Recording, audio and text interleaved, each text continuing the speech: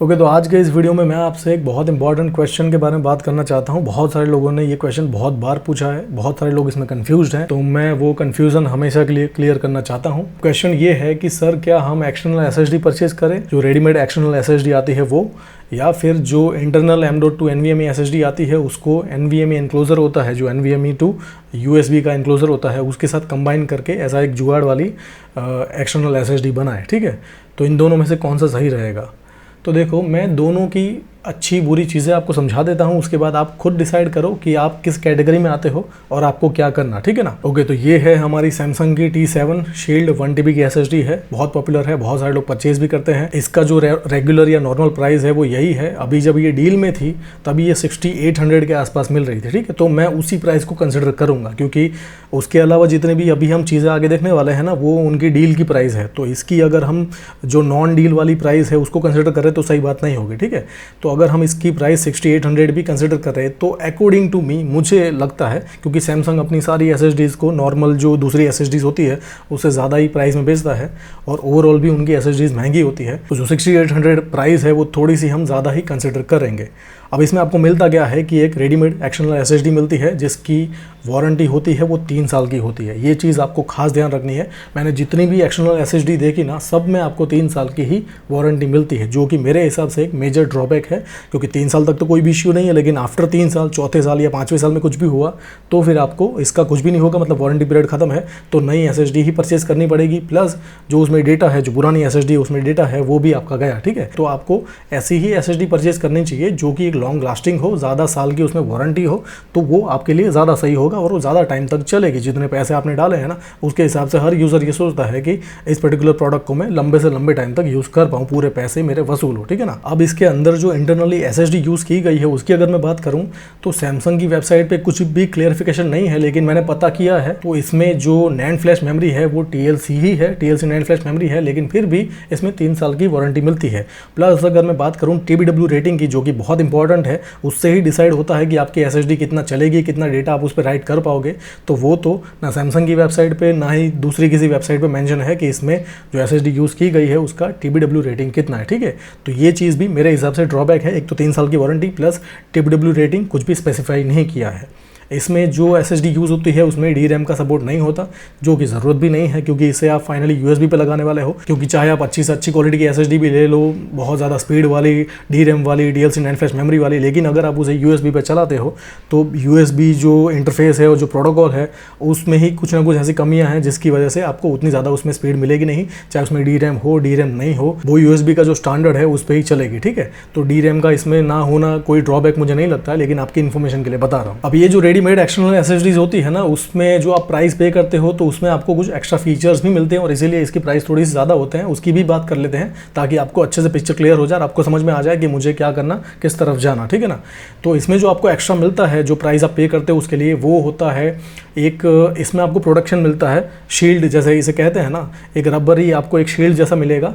आप इसे in hand field भी करोगे अगर पकड़ोगे तो ये एसएसडी शॉक प्रूफ हो जाती है। अगर कहीं से भी गिरती है, नॉर्मल टेबल से गिर गई या आपका हाथ वाथ लग गया तो ऐसे मतलब दूर उछल के गिर गई, ठीक है, या किसी हाइट से भी अगर हम बात करें तो अप टू 2 मीटर, बहुत सारी मेजर कंपनियां क्लेम करती है कि 2 मीटर से अगर गिरती है, 2 मीटर की हाइट से, तब तक कोई इशू नहीं है। अब उससे ज़्यादा से गिरे तो फिर कुछ कह नहीं सकते, लेकिन नॉर्मल कंडीशन की बात करें तो हम टेबल पे बैठे हैं या बेड पे बैठे हैं या कहीं पे हम चल भी रहे हैं, हमारे हाथ से गिर गई तो भी वो जितनी भी हाइट है वो अंडर 2 मीटर ही होती है। तो अंडर 2 मीटर इसमें आपको शॉक रेजिस्टेंट जो शील्ड है वो मिल जाता है। ठीक है, तो आपकी एसएसडी सेफ रहेगी, आपका डेटा सेफ रहेगा। अब दूसरा जो फीचर है जो कि यहाँ पे आपको मिलता है एक्सटर्नल एसएसडी में, वो है IP सर्टिफिकेशन। ठीक है, तो और ये जो फीचर है वो हर एक एसएसडी में नहीं मिलेगा। ठीक है, सैमसंग में मिलता है, मैंने सैमसंग में देखा है, इसमें आपको IP65 का प्रोटेक्शन मिलता है, तो डस्ट रेजिस्टेंट हो जाती है, वाटर रेजिस्टेंट हो जाती है, वाटर प्रूफ नहीं, ठीक है, वाटर रेजिस्टेंट।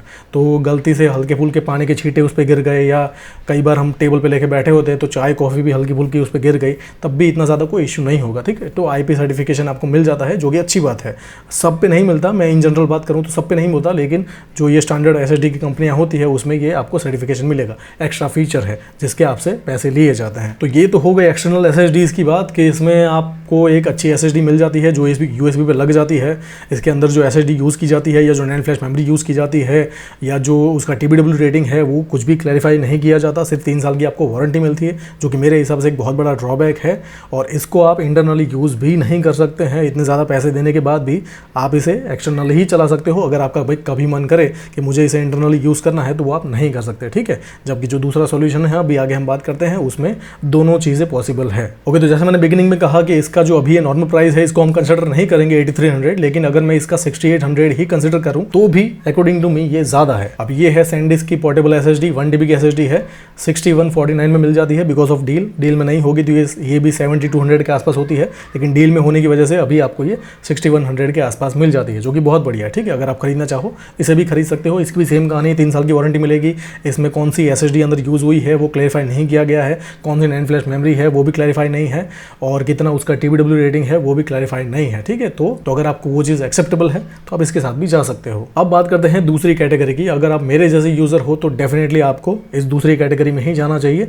ये जो पहली कैटेगरी की जो एक्सटर्नल SSDs मैंने आपको बताई उसमें जो एक्स्ट्रा फीचर्स मिलते हैं जैसे कि IP सर्टिफिकेशन है या जो शॉक रजिस्टेंस है, ये सारी चीज़ें आपके लिए इतना मैटर नहीं करती है। आपका जो प्योर पर्पज़ है वो यही है कि मुझे डेटा ट्रांसफ़र करना है, मुझे एक ऐसी SSD चाहिए जिसमें ज़्यादा से ज़्यादा मैं डेटा ट्रांसफ़र कर सकूँ, ज़्यादा लॉन्ग लास्टिंग हो SSD, डेटा मेरा सेफ रहे और कम प्राइस में मेरा जो पर्पज़ है वो फुलफिल हो जाता है।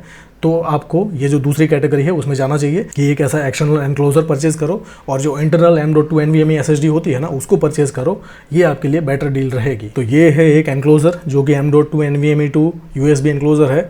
ऐसे बहुत सारे एनक्लोजर्स आते हैं मार्केट में जो कि SATA to USB होते हैं, M.2 SATA टू USB होते हैं और NVMe टू USB होते हैं, ठीक है। अलग अलग कंपनियों के भी आते हैं, लेकिन जो सबसे बढ़िया और सबसे अच्छा जो मुझे लगा है वो है ओरिको के एनक्लोजर्स। बहुत सारे लोगों को मैंने खरीदवाए भी हैं, मेरे रिकमेंडेशन में बहुत सारे लोगों ने परचेज भी किए हैं और उनके अच्छे खासे चल रहे हैं, ठीक है। आज से 2015 में या 16 में मैंने एक एनक्लोजर परचेज किया था, वो USB टू SATA था, अभी तक भी फर्स्ट क्लास चल रहा है, कोई भी इशू नहीं आता है, ठीक है। तो एनक्लोजर्स में ये सैमसंग है, जैसे SSD में सैमसंग है ना, ऐसे एनक्लोजर्स में ये सैमसंग है, ठीक है। तो इसलिए मैं आपको ये रिकमेंड कर रहा हूँ, जो कि अभी आपको 1331 रुपये में मिल जाता है। टाइप सी पोर्ट भी है मेजॉरिटी मदरबोर्ड पे, अभी एक तो टाइप सी पोर्ट आता ही है तो वहाँ पे लग जाएगा, स्पीड का भी कोई इशू नहीं आएगा। इसके अंदर जो कंट्रोलर लगा हुआ है उसके हिसाब से आपको मैक्सिमम 10 Gbps की स्पीड मिलेगी, यानी 10 गीगाबिट्स पर सेकंड, यानी कि अराउंड 1 गीगाबाइट पर सेकंड की स्पीड मिलेगी, ठीक है ना। अब अगर आपके में टाइप सी नहीं है आपके मदरबोर्ड पे तो टाइप ए वाला भी आता है, उसकी भी लिंक आपको, ये सारे के सारे पार्ट जितने भी दिखा रहा हूँ मैं, सारे की सारी चीज़ें,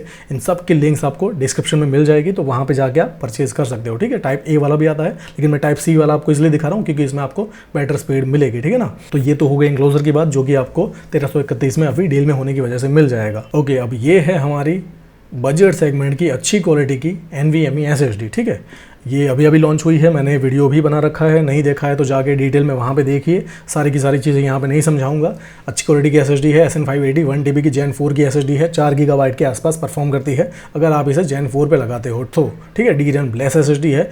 अभी हम जिस सॉल्यूशन की बात कर रहे हैं उसमें DRAM का होना कंपलसरी नहीं है, तो आप इसे ले सकते हो, कोई भी इशू नहीं आएगा। सबसे बड़ा जो पॉइंट है वो है TLC नैंड फ्लैश मेमोरी और 600 टेराबाइट का TBW और 5 साल की वारंटी, ठीक है। दबा के डेटा राइट कर सकते हो, बहुत बढ़िया है। 5 साल तक कुछ भी नहीं होगा, और कुछ होता भी है 5 साल में तो आपको रिप्लेसमेंट मिल जाएगा। अब अर्लियर जैसे मैंने कहा कि अगर आप मेरे जैसे यूज़र हो और इस कैटेगरी में आते हो दूसरी कैटेगरी में, तो आपको यही करना चाहिए कि ये SSD परचेज करो और उसको इसके साथ कंबाइन करो, तो ओवरऑल वो आपको सस्ता भी पड़ेगा प्लस लॉन्ग लास्टिंग भी होगा। जैसे मैंने कहा कि यहाँ पे सिर्फ आपको 3 साल की वारंटी मिलती है, इतने ज़्यादा पैसे देने के बावजूद भी यहाँ पे आपको 5 साल की वारंटी मिल रही है, और आपको पता है कि आप कौन सी SSD ले रहे हो, उसमें कितना TBW रेटिंग है, किस टाइप की नैंड फ्लैश मेमोरी है, DRAM है या नहीं, कंट्रोलर कौन सी क्वालिटी का है, ठीक है। सब कुछ आपको पता है। मेरे हिसाब से आपको पहली कैटेगरी में ना जाके दूसरी कैटेगरी में जाना चाहिए, जहाँ पे इस SSD को लेके इस पर्टिकुलर एनक्लोजर के साथ कंबाइन करना चाहिए और अपना खुद का ही एक एक्सटर्नल SSD बनाना चाहिए। अब अगर हम प्राइस की बात करें तो सैमसंग वाली 6800 के आसपास थी डील में, उसको अगर हम कंसिडर ना करें तो ये जो सस्ती मिल रही है 6150 के आसपास, उसको भी हम कंसिडर करते हैं। लेकिन उसके बजाय अगर आप इन दोनों को कंबाइन करते हो, एनक्लोजर को और ये SSD को, तो ये है 1331 का प्लस 4744, तो ये आपको टोटल पड़ेगा 6075, जबकि ये SSD आपको पड़ेगी 6150, और सैमसंग वाली लो तो और ज़्यादा महंगी, ठीक है। तो मेरे हिसाब से आपको इस सॉल्यूशन के साथ जाना चाहिए, ओवरऑल आपको सस्ता पड़ेगा। और अगर आपको WD की SSD नहीं परचेज करनी है फॉर वॉट एवर रीज़न, आपको ऐसा है कि नहीं सर मुझे सैमसंग में ही जाना है क्योंकि सैमसंग की SSD रिलायबल होती है, लॉन्ग लास्टिंग होती है, उस पर लोगों का भरोसा होता है, तो अगर आप सैमसंग की ये वाली SSD भी परचेज करते हो जो कि अभी आपको 5100 में मिल जाती है, तो भी सैमसंग की जो T7 एक्सटर्नल SSD हमने देखी ना, उससे तो आपको ये सस्ती ही पड़ेगी। ठीक है, तो इसका अगर हम ये प्राइस कंसिडर करते हैं 5099 प्लस उसका 1331, तो भी ये आपको 6430 में पड़ जाएगा दोनों मिला के। और ये SSD डील में जब थी तब भी 6800 की थी, अभी आप परचेस करोगे तो 83 में मिलेगी। ठीक है, तो इन सारी चीज़ों को कंसिडर करते हुए मैं आपको ये कह रहा हूँ कि जो रेडीमेड एक्सटर्नल SSDs है आपको उसे परचेज नहीं करना चाहिए अनटिल एंड अनलेस आपका पर्पस कुछ ऐसा है या उसमें जो एक्स्ट्रा वहाँ पे जो चीज़ें मिलती है वो आपको चाहिए, तो आप उसके साथ जा सकते हो। मैं ये नहीं कह रहा कि वो बुरी होती है, लेकिन अगर आपको उसे परचेज नहीं करना है फॉर वॉट एवर रीज़न, ठीक है, और उससे भी सस्ते में आपको एक ऐसी SSD चाहिए जो कि लॉन्ग लास्टिंग हो, जिसमें आप जितना मर्जी डेटा राइट कर सकते हो, 5 साल तक की वारंटी मिलती है, उसमें 3 साल की मिलती है। ठीक है, तो हर एक कैटेगरी में मुझे ये जो दूसरा वाला सॉल्यूशन है वो बेटर लगता है। ओके, सो आई होप कि आप फाइनली आपको समझ में आ गया होगा कि आपको क्या करना अगर आपको एक्सटर्नल SSD ही परचेज करनी है। ये दोनों को अलग अलग लेके कंबाइन करना और उस झमेले में नहीं पड़ना है आपको। ठीक है, फॉर वॉट एवर रीज़न आपको सीधा ये एक ऐसा सॉल्यूशन चाहिए कि मैं परचेज करूँ, सीधा प्लग एंड प्ले करूँ, कोई भी इशू नहीं आए, मतलब ये सारी झंझट नहीं करनी है, अलग अलग लेके कंबाइन करना, ठीक है, एडेप्टर में लगाना और उसको यूज़ करना। तो आप एक्सटर्नल SSD के साथ भी जा सकते हो, उसमें भी कोई बुराई नहीं है, बहुत सारे लोग परचेज करते भी हैं। लेकिन उसमें जो दिक्कतें हैं जो मैंने आपको बताई है, 3 साल की वारंटी है, प्लस उसमें कौन सी NAND, क्योंकि हमने सैमसंग की बात की, सैमसंग में ही TLC मिलती है, बाकी बहुत सारी SSD मैंने ऐसे भी देखी है जिसमें QLC NAND flash memory use हुई होती है। ठीक है, प्लस उसमें 3 साल की वारंटी होती है। और आपको अगर ऐसी SSD चाहिए जो कि एक लॉन्ग लास्टिंग हो, इसमें जितना मर्जी डेटा राइट कर सको, तो फिर मेरे हिसाब से आपको ये जो इंटरनल SSDs है उनको परचेज करके ये जो M.2 एनक्लोजर है उसके साथ कंबाइन करके आपकी खुद की एक्सटर्नल SSD बनानी चाहिए। प्लस यहाँ पे जो सबसे बड़ा एडवांटेज मेरे हिसाब से जो है, मुझे लगता है वो ये है कि इसको आप इस SSD को आप इंटरनली भी यूज़ कर सकते हो। अगर आपने वो जो रेडीमेड एक्सटर्नल SSD है उसको ले लिया तो उसको आप एक्सटर्नली ही चला सकते हो, इंटरनली नहीं चला सकते। ठीक है, लेकिन ये अगर आप इसके साथ जाते हो तो इसको आप एक्सटर्नली भी चला सकते हो एनक्लोजर के साथ। और फ्यूचर में अगर आपको कभी ऐसी ज़रूरत महसूस हुई कि मुझे इसको इंटरनली भी यूज़ करना है, प्राइमरी ड्राइव की तरह, बूट ड्राइव की तरह या सेकेंडरी ड्राइव की तरह, तो भी आप कर सकते हो। ठीक है ना। सो आई होप फाइनली आपको समझ में आ गया होगा कि आपको क्या करना, किस हिसाब से जाना।